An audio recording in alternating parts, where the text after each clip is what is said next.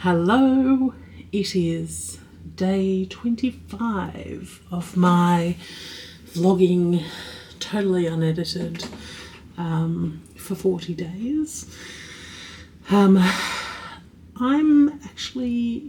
my dressing table. I've just showered, I've cleansed my face, and I'm just going to put on my nighttime routine.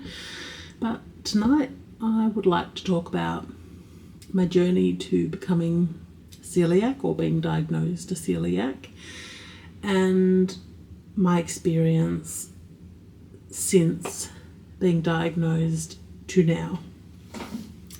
So first, I'm going to put on my Rationale, the serum, the number 5. This stuff is, I know it's a bit fuzzy, sorry. I love this stuff. This stuff has been part of my routine for quite a while. They did change up the formula. See, I don't like the dropper. It's a bit of a pain in the bum, actually. I'm actually going to try and pour some out onto my hand. Rationale is a brand I absolutely love. I have quite a lot of their products.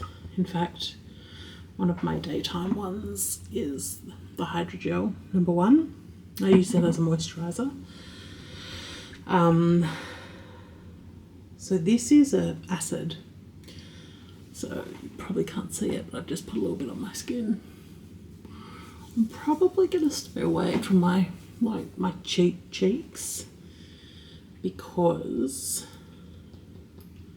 I feel like I'm getting some, my cheeks are a tiny little bit sensitive. So I preferred the previous formulation of this product. But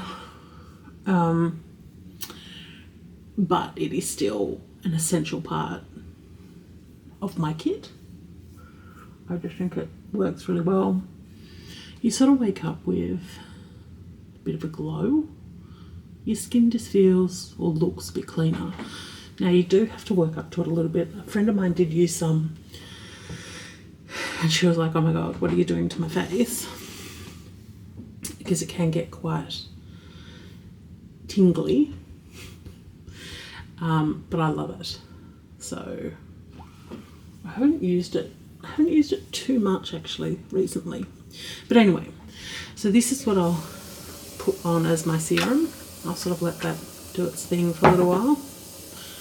So in terms of me being a celiac, I was diagnosed in November of last year, so November 2022. And it was a fluke, actually, that I was diagnosed, in the sense that I had changed GPs, and my new GP said, I want to do a complete haul on all your bloods and just seeing where you're at, because I was going in with quite a lot of symptoms. Fatigue was a huge one. I hadn't had COVID at that stage, so it's not as if it was brain fog or something from COVID. I just wasn't feeling 100%. And about 2 weeks before that, I was diagnosed with type 2 diabetes, which I actually should have been diagnosed in May of that year, but it's the reason I moved GPs.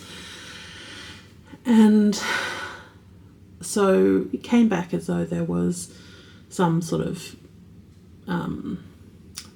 my bloods weren't completely normal when it came to gluten. So I ended up getting an endoscopy, which is a day procedure. And they put a camera down your throat, you're put to sleep, and they take samples of your gut. And the specialist also just takes a really good look and sort of sees, he makes a visual diagnosis, but they actually wait until the formal diagnosis, until they've got the pathology back. And once I came out from that procedure, and I was nervous going into it. I haven't been under too many times. I had surgery about 6 months before that. on my breast. I needed something removed from my breast. And other than that, you know, when I was 4 or 5, I broke my arm. I don't really think I've been under a general other than those times. So I was quite anxious about it, if I'm honest, but thank goodness I did it. I have private health insurance, so I was able to get in relatively quickly, which I'm very grateful for as well, because goodness knows how long it would have taken if it was in the public system. And the Australian public system is very, very good compared to other countries, but still. So I was diagnosed, and it was a shock. It's not something that I was anticipating. It's not as if I had, you know, been vomiting, or, you know, I know some people who are celiac have really, really bad symptoms. I did have problems with my gut, but I think my symptoms were much more sort of based on fatigue, and I just feel so much more balanced as a result of being diagnosed and coming off gluten. So it was a surprise, and it is really overwhelming in the sense of I used to go out a lot. What can you eat? What can't you eat? And I sort of became quite obsessed with doing research as to what that looked like for me. And I really, since I've been diagnosed, haven't eaten out an awful lot. I have found it easier to eat at home. Something that I have noticed is that I snack a lot more, and I think part of that is actually because I'm really interested in trying new things. I think that's a really big part of my personality, where I'm very curious, and ways I would be curious with food and adventurous with food really wasn't an option anymore. Couldn't just go out to a restaurant and order whatever I liked. So it was a shift in that regard, and having to tell waiters and that you're celiac and it's not just gluten-free, because, you know, obviously a lot of people choose to not have gluten in their diet, which makes sense, particularly as I do think from a mental clarity perspective, I am starting to believe that it does impact your mental clarity. But yeah, so for me, the not eating out so much was a really big shift, and having to speak to waiters and having to call up restaurants beforehand and just double check, you know, does the kitchen know how to deal with celiacs? It's not just about not eating gluten, it's also about the preparations of food, because cross-contamination is a really big thing. And most of the restaurants that I've been to have been very decent, and have been very, you know, willing to disclose how they prepare foods. I went to one top restaurant in Sydney, and I could really have 2 things on the menu. It was bloody useless, to be honest. And this is a top restaurant of Sydney. It's a very well-known restaurant, and one option I think was like a $120 steak, which I wasn't going to get, and a piece of fish, which was $70, or something obscene like that. And it was literally just a piece of fish. I couldn't even have the saffron sauce on it because that had gluten in it, and they weren't willing to make any compromises on it.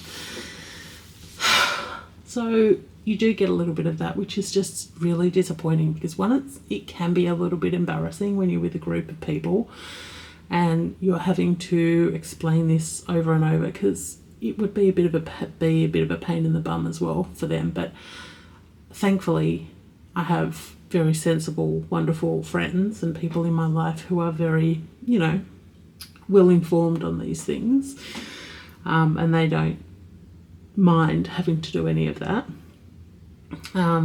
But when you knew, and I'm not a shy person in that regard. I don't have a problem fighting for what's right, or voicing what's right for me. But it can get a little bit awkward. So these are all things that when I was first diagnosed, I hadn't thought about. I hadn't thought about that gluten is in so many other things other than bread and pasta. It's in sauces, it's in drinks, it's in ice creams, it's in spices, it's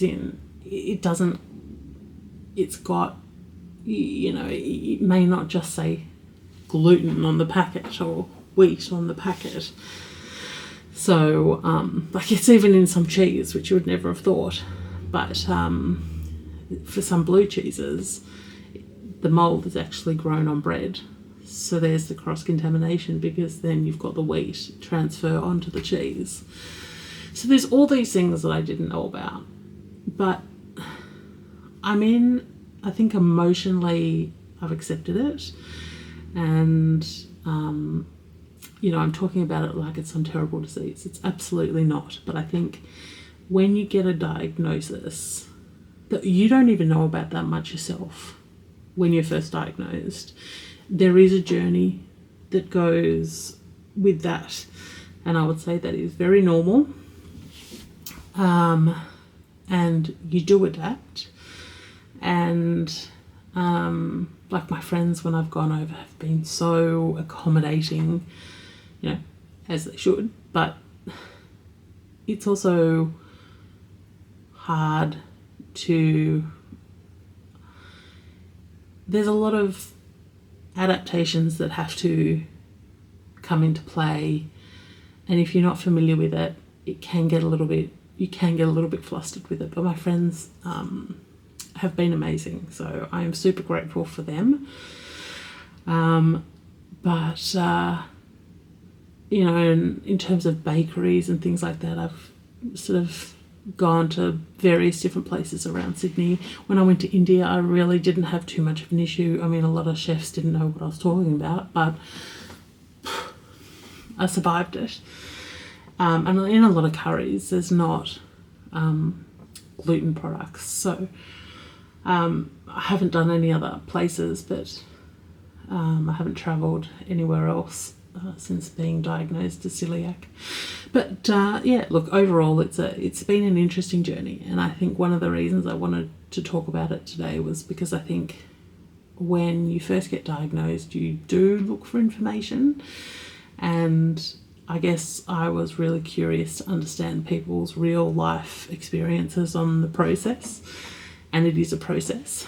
But 7-8 months, whatever, down the track, I have, I think the biggest change for me is that I snack more. I don't seem to prepare proper meals as much as I used to, which I should. I certainly should for my diabetes, because in terms of managing the sugar levels, I eat more sweets, which is crazy because I was also diagnosed with type 2 diabetes, which is under control now. But I just have this desire to try everything, because there's a lot of gluten-free products that I don't like, but there's plenty that I do. There's a lot of the substitutions. Like tonight I had a Scotch biscuit, like a Scotch finger biscuit, and no, it's not the same, but it was pretty good. It was pretty good indeed. So I guess I'm just, still testing, like, what can I have? What do I like? Having a real bank of products and recipes and meals and snacks that I can fall back to, particularly when I get really busy, and I am having a little bit of a lull at the moment in terms of busyness of work. I am expecting that to pick up in a couple of weeks. But when you have those periods, and then when you go into periods of extreme busyness, you need to have a set, I don't want to say routine, but things that you can reach to that can get you through your day without too much fuss. But on that note, I will put my next step on. My next step is I'm just going to do like a moisturiser serum in one, which is the Tatcha Indigo overnight cream. I love Tatcha. I think they do really beautiful products. The cream is so silky. I would say the dewy cream, and I don't really have, don't have like dry skin, and the dewy, the dewy cream is very suitable for dry cream, but I do like it in winter. And this is a very similar texture. It just is so silky. So I just do my acid, and then I just put this on. And it's just such a delightful, it's just a delightful self-care moment. And I think, coming back to the celiac, I think when you're going through periods of significant change, which I have on so many fronts the last 6-8 months, it just feels so good to feel so good, if that makes sense. It feels so good. And I am a Taurian. I am so heavily driven by my senses. I love to eat. I love taste. I love the experience of dining out, which as a celiac it is more challenging, but not impossible. I love the textures of clothing. This linen robe is so comfortable. I overheat. This doesn't do that because it's a high quality linen and it feels so nice. Creams that are just so silky. And then scents. And I think this is where this has been a really big shift with me, with celiac, but it's okay. As I said, I am making it sound like it's this big, big thing. It is, and it's not. Like, it just means you can't have wheat or wheat-based products or whatever, or gluten, but and if I do have it, the issue is it does quite a lot of damage to my gut, which is one I've been spent a lot of time trying to fix that. But from the sensual part of me, which you might have other associations for, it has been a big shift. But in terms of scent, I am going to put some of the Jo Malone English Pear and Freesia perfume on. I quite like putting it on my robes and my hair. Put a little bit on my skin, but then on my robe so that when I wear it tomorrow, I still have that little smell of beautifulness, freshness, femininity, like all these. I just love it. So, if you have been diagnosed with celiac, please feel free to reach out. If you're a long-termer and you know a whole bunch of great tips and tricks, please DM me or message below or comment, whatever.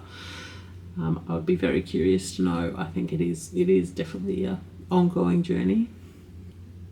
And yeah, otherwise I hope you have a wonderful evening. It's Monday night here in Sydney and I will be hitting the sack fairly soon. I hope you have a wonderful rest of the week, but I will be checking in tomorrow. Otherwise, I will talk to you later. Bye-bye.